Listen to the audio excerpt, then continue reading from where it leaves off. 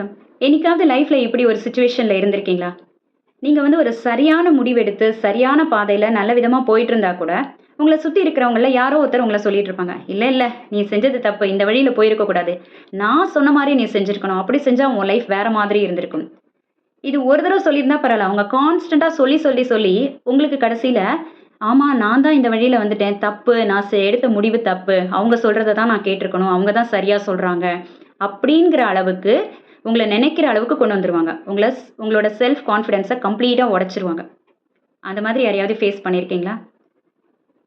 அவங்க தான் நார்சிசிஸ்ட். இன்றைய சண்டே சோல் செஷன்ஸ்ல அத பத்தி தான் பார்க்க போறோம். நார்சிசிஸ்ட்டோட குணங்கள் என்ன? எப்பவுமே அவங்களுக்கு தான் இம்பார்ட்டன்ஸ் குடுக்கணும். எந்த இடத்திலும், எந்த சூழ்நிலையிலும் அவங்கள தான் முன்னிறுத்தி அவங்க பேசுவாங்க.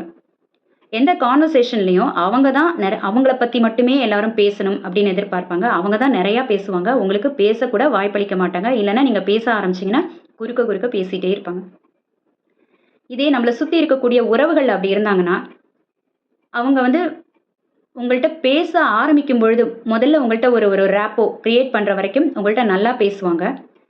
நீங்களும் அவங்கள நம்பி அவங்களோட நல்ல எமோஷனலா கனெக்ட் ஆக ஆரம்பிப்பீங்க. எந்த உறவினர்களாகட்டும், இல்ல ஃப்ரெண்ட்ஸ் ஆகட்டும், யாரா இருந்தாலும். எமோஷனலா கனெக்ட் ஆக ஆரம்பிச்ச உடனே, உங்கள தான் கண்ட்ரோல்ல மெல்ல மெல்ல எடுத்துப்பாங்க. அவங்க சொல்றத தான் நீங்க கேட்கணும் அப்படிங்கிற நிலைக்கு உங்கள கொண்டு போயிடுவாங்க. நீங்க ஏதாவது ஒரு முடிவு எடுத்தா கூட அது தப்பு, தப்புன்னு திரும்ப திரும்ப சொல்லி, உங்கள பத்தியே நீங்க தாழ்வா நினைக்கிற அளவுக்கு அவங்க கொண்டு போயிடுவாங்க. ஏன் அப்படி இருக்காங்க நார்சிசிஸ்ட் பீப்பிள்? 2 விஷயம்.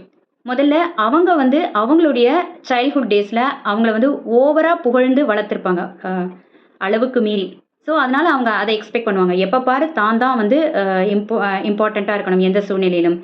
தன்ன தான் முன்னிறுத்தி எல்லாம் நடக்கணும் அப்படின்னு. இல்ல சின்ன வயசுல அவங்கள யாருமே கண்டுக்காம விட்டுருப்பாங்க.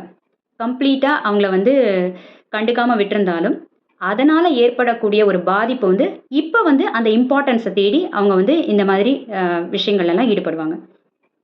இப்ப உறவுகளுக்கு நடுவுல ஏதோ ஒரு பிரச்சனை வந்தா கூட அவங்க உங்கள்ட்ட என்ன சொல்லுவாங்க, "என் மேல தப்பு கிடையாது. நீ இப்படி சொல்லலன்னா நான் அப்படி பேசியிருக்க மாட்டேன்." அவங்க உங்கள எப்படி தாழ்வா பேசியிருந்தா கூட, "நீங்க ஏதோ சொன்னதுனால தான் அப்படி நடந்துக்கிட்டேன்." அப்படின்ற மாரி சொல்லுவாங்க.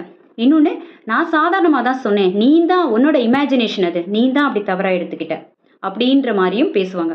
அவங்க செய்யறதெல்லாம் செஞ்சுட்டு நம்மள குறை சொல்றது அவங்களுடைய குணம். சில உறவுகள நம்ம தவிர்க்கலாம். அந்த மாரி இருக்கக்கூடிய மக்கள.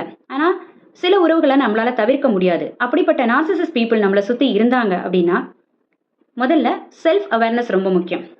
நான் தெளிவா தான் இருக்கேன். அவங்க தான் என்ன அப்படி குறை சொல்றாங்க அப்படிங்கிற ஒரு தெளிவு உங்ககிட்ட இருக்கணும். அப்பதான் உங்களுடைய செல்ஃப் கான்ஃபிடன்ஸ் போகாம இருக்கும். அடுத்தது ஒரு லிமிட்டேஷன் வச்சுக்கலாம். அதாவது நோ சொல்ற இடத்துல நோ சொல்லலாம். ரொம்ப அவங்களோட எமோஷனலா கனெக்ட் ஆகாம கொஞ்சம் லிமிட்டோட பழகலாம். அந்த மாரி இருக்கும்பொழுது உங்களுடைய மன அமைதி உங்கள் கையில் இருக்கும். இந்த மாதிரி மக்கள கம்ப்ளீட்டா நம்மளால மாத்த முடியாது. ஆனா, நம்மளுடைய இன்னர் பீஸ நாம தான் கையில எடுத்துக்கணும். நாம தான் பாதுகாக்கணும். நன்றி. வணக்கம்.